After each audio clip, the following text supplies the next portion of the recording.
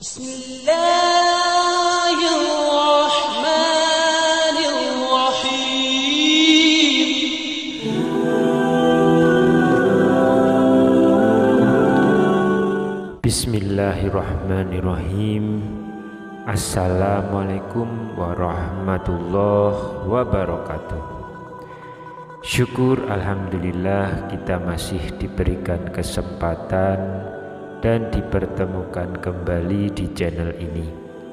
Semoga perjumpaan kita ini akan dicatat sebagai amal ibadah dan diberkahi oleh Allah Subhanahu wa ta'ala. Sholawat dan salam semoga tercurahkan kepada Rasulullah Sallallahu Alaihi Wasallam, juga kepada keluarga, sahabat, serta orang-orang yang mengikuti beliau hingga hari kiamat. Allahumma sholli ala Sayyidina Muhammad wa ala ali Sayyidina Muhammad. Harapan dan doa saya untuk sahabat-sahabat semua yang sedang menonton, semoga Allah selalu memberikan kesehatan lahir maupun batin, dilapangkan rezekinya, dimudahkan dalam segala urusan, dipanjangkan umurnya, dan dijaga setiap waktunya selalu dalam kebaikan, baik di dunia, baik di akhirat. Amin ya rabbal alamin. Sahabat beriman yang dirahmati Allah, surat Al-Ikhlas seperti halnya surat-surat yang lain juga memiliki banyak rahasia yang terkandung di dalamnya. Salah satu rahasianya adalah kapan waktu yang utama untuk membaca surat Al-Ikhlas. Dinamakan surat Al-Ikhlas karena dia menyelamatkan orang yang membacanya dari kesulitan dunia akhirat, dari kesulitan sakaratul maut, dari kesulitan kegelapan malam, dan dari segala kesulitan resiko di hari kiamat. Dan ternyata ada waktu-waktu tertentu yang dianjurkan untuk umat muslim membaca surat Al-Ikhlas. Dan berikut ini 9 waktu yang dianjurkan untuk mengamalkan surat Al-Ikhlas sesuai tuntunan dari Rasulullah Sallallahu Alaihi Wasallam. Yang pertama, waktu pagi dan sore hari. Pada waktu ini kita dianjurkan membaca surat Al-Ikhlas bersama dengan surat Al-Falaq dan surat An-Nas, masing-masing sebanyak 3 kali. Keutamaan yang diperoleh adalah akan dijaga dari segala sesuatu keburukan.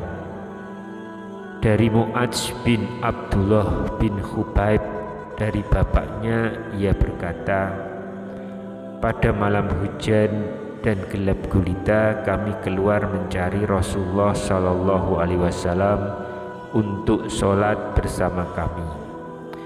Lalu kami menemukannya. Beliau bersabda, apakah kalian telah sholat? Namun sedikit pun aku tidak berkata-kata. Beliau bersabda lagi, katakanlah. Namun sedikit pun aku tidak berkata-kata. Beliau bersabda lagi, katakanlah. Namun sedikit pun aku tidak berkata-kata. Kemudian beliau bersabda, katakanlah. Hingga aku berkata, wahai Rasulullah, apa yang harus aku katakan? Rasulullah Shallallahu Alaihi Wasallam bersabda, katakanlah, bacalah surat Qul huwallahu ahad dan Qul a'udzu birabbin nas dan Qul a'udzu birabbil falaq ketika sore dan pagi sebanyak 3 kali, maka dengan ayat-ayat ini akan mencukupkanmu, menjagamu dari segala keburukan. Hadis riwayat Abu Daud dan An-Nasa'i. Dan kemudian dikatakan bahwa hadis ini hasan oleh Syekh Al-Albani. Waktu yang kedua adalah sebelum tidur. Pada waktu ini kita dianjurkan membaca surat Al-Ikhlas, Al-Falaq, An-Nas dengan terlebih dahulu mengumpulkan kedua telapak tangan, lalu keduanya ditiup, lalu dibacakanlah 3 surat ini. Setelah itu kedua telapak tangan tadi diusapkan pada anggota tubuh yang mampu dijangkau, dimulai dari kepala, wajah, dan tubuh bagian depan. Cara seperti tadi diulang sebanyak 3 kali.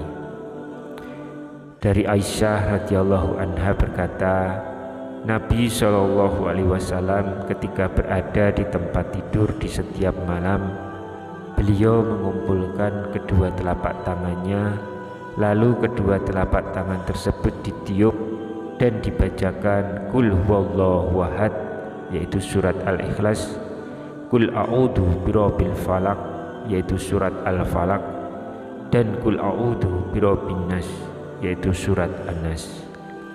Kemudian beliau mengusapkan kedua telapak tangan tadi pada anggota tubuh yang mampu dijangkau, dimulai dari kepala, wajah, dan tubuh bagian depan. Beliau melakukan yang demikian sebanyak 3 kali. Hadis riwayat Bukhari. Waktu yang ketiga adalah ketika ingin meruqyah. Imam Bukhari membawakan bab dalam sahihnya meniupkan bacaan ketika ruqyah. Dari Aisyah radhiyallahu anha, dia berkata, apabila Rasulullah SAW hendak tidur, beliau akan meniupkan ke telapak tangannya sambil membaca Qul huwallahu ahad, surat Al-Ikhlas, dan Mu'awwidzatain, yaitu surat An-Nas dan Al-Falaq. Kemudian beliau mengusapkan ke wajahnya dan seluruh tubuhnya. Aisyah berkata, ketika beliau sakit, beliau menyuruhku melakukan hal itu sama seperti ketika beliau hendak tidur. Hadis riwayat Bukhari. Jadi tatkala meruqyah, kita dianjurkan membaca surat Al-Ikhlas, Al-Falaq, An-Nas dengan cara terlebih dahulu mengumpulkan kedua telapak tangan, lalu keduanya ditiup, lalu dibacakan 3 surat tersebut. Setelah itu kedua telapak tangan tadi diusapkan pada anggota tubuh yang mampu dijangkau, dimulai kepala, wajah, dan tubuh bagian depan, dan cara seperti ini diulang sebanyak 3 kali. Waktu yang keempat adalah wirid seusai sholat. Jadi seusai sholat dianjurkan membaca surat Al-Ikhlas, Al-Falaq, dan An-Nas masing-masing sekali. Dari Uqbah bin Amir, ia berkata, Rasulullah SAW memerintahkan padaku untuk membaca Mu'awwizat di akhir sholat sesudah salam. Hadis riwayat An-Nasa'i dan Abu Daud. Hadis ini dikatakan sahih oleh Syekh Al-Albani. Adapun yang dimaksud Mu'awwizat adalah surat Al-Ikhlas, Al-Falaq, dan An-Nas sebagaimana dikatakan oleh Ibnu Hajar Al-Asqalani. Waktu yang kelima adalah ketika mengerjakan sholat sunnah fajar qobliyah subuh. Ketika itu surat Al-Ikhlas dibaca bersama surat Al-Kafirun. Surat Al-Kafirun dibaca pada rakaat pertama setelah membaca Al-Fatihah, sedangkan surat Al-Ikhlas dibaca pada rakaat yang kedua. Dari Aisyah radhiyallahu anha, Rasulullah SAW bersabda, sebaik-baik surat yang dibaca ketika 2 rakaat qobliyah subuh adalah Qul huwallahu ahad, surat Al-Ikhlas, dan Qul ya ayyuhal kafirun, yaitu surat Al-Kafirun. Hadis riwayat Ibnu Huzaimah. Dan Syekh Al-Albani mengatakan bahwa hadis ini sahih. Hal ini juga dikuatkan dengan hadis Ibnu Mas'ud. Kemudian waktu yang keenam adalah ketika mengerjakan sholat sunnah ba'diyah maghrib. Pada saat ini surat Al-Ikhlas dibaca bersama surat Al-Kafirun. Surat Al-Kafirun dibaca pada rakaat pertama setelah membaca Al-Fatihah, sedangkan surat Al-Ikhlas dibaca pada rakaat kedua. Abdullah bin Mas'ud radhiyallahu an mengatakan, aku tidak dapat menghitung karena sangat sering aku mendengar bacaan Rasulullah Shallallahu Alaihi Wasallam membaca surat pada sholat 2 rakaat ba'diyah maghrib dan pada sholat 2 rakaat qobliyah subuh, yaitu Qul ya ayyuhal kafirun, surat Al-Kafirun, dan Qul huwallahu ahad atau surat Al-Ikhlas. Hadis riwayat Tirmizi dan dikatakan hadis ini hasan sahih oleh Syekh Al-Albani. Waktu yang ketujuh adalah ketika mengerjakan sholat witir 3 rakaat. Ketika itu surat Al-A'la dibaca pada rakaat pertama, surat Al-Kafirun pada rakaat kedua, dan surat Al-Ikhlas pada rakaat ketiga.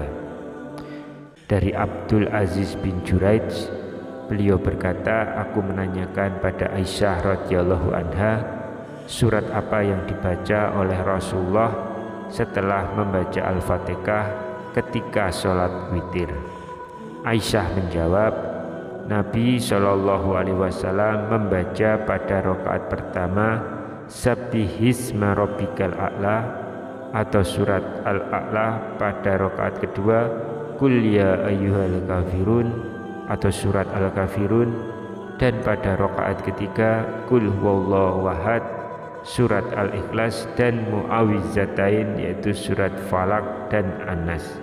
Hadis riwayat An-Nasa'i dan Tirmizi. Namun dalam riwayat lain disebutkan tanpa surat Al-Mu'awwidzatain, yaitu dari Ubay bin Ka'ab. Ia berkata, Rasulullah Shallallahu Alaihi Wasallam biasanya melaksanakan sholat witir dengan membaca Sabbihisma rabbikal a'la, Qul ya ayyuhal kafirun, dan Qul huwallahu ahad. Hadis riwayat Abu Daud dan Nasa'i. Adapun Ibnu Qudamah Al-Maqdisi rahimahullah mengatakan bahwa hadis Aisyah tidaklah sahih, karena di dalamnya ada seorang perawi bernama Yahya bin Ayub dan ia seorang yang dhaif. Imam Ahmad dan Yahya bin Ma'in telah mengingkari penambahan Mu'awwidzatain. Ada lagi dari Syekh Syu'aib Al-Arnaud mengatakan bahwa hadis ini sahih kecuali pada perkataan Al-Mu'awwidzatain. Ini sanadnya dhaif karena Abdul Aziz bin Juraij tidak diikuti dalam hadisnya. Jadi yang tepat dalam masalah ini, bacaan untuk sholat witir adalah rakaat pertama dengan surat Al-A'la, rakaat kedua dengan surat Al-Kafirun, dan rakaat ketiga dengan surat Al-Ikhlas tanpa Mu'awwidzatain yaitu Al-Falaq dan An-Nas. Namun bacaan ketika witir ini sebaiknya tidak rutin dibaca dan lebih baik diselingi dengan berganti membaca surat lainnya. Syekh Abdullah Al-Jibrin rahimahullah mengatakan, yang nampak dari hadis yang ada, hendaklah bacaan tersebut seringkali saja dibaca namun tidak terus-terusan. Sudah seharusnya seseorang membaca surat yang lain supaya agar orang awam tidak salah paham. Ditakutkan mereka malah menganggapnya sebagai perkara yang wajib. Kemudian waktu yang ke-8 adalah ketika mengerjakan sholat maghrib pada malam Jumat. Pada saat ini surat Al-Kafirun dibaca pada rakaat pertama setelah membaca Al-Fatihah, sedangkan surat Al-Ikhlas dibaca pada rakaat kedua. Dari Jabir bin Samrah, beliau mengatakan, Nabi Shallallahu Alaihi Wasallam biasa ketika sholat maghrib pada malam Jumat membaca Qul ya ayyuhal kafirun dan Qul huwallahu ahad. Syekh Al-Albani mengatakan bahwa sanad hadis ini sahih. Waktu yang ke-9 yang terbaik untuk membaca surat Al-Ikhlas adalah ketika sholat 2 rakaat di belakang maqam Ibrahim setelah tawaf. Dalam hadis Jabir bin Abdullah radhiyallahu an yang amat panjang disebutkan, lantas Nabi Shallallahu Alaihi Wasallam menjadikan makom Ibrahim antara dirinya dan Ka'bah. Lalu beliau laksanakan sholat 2 rakaat. Dalam 2 rakaat tersebut beliau membaca Qul huwallahu ahad surat Al-Ikhlas dan Qul ya ayyuhal kafirun surat Al-Kafirun. Dalam riwayat yang lain dikatakan beliau membaca Qul ya ayyuhal kafirun dan Qul huwallahu ahad. Demikian yang bisa kami sampaikan di kesempatan kali ini. Semoga kita semua bisa mengambil sebanyak mungkin manfaat dari apa yang kita bahas di pertemuan kali ini. Wallahu alam. Wassalamualaikum warahmatullahi wabarakatuh.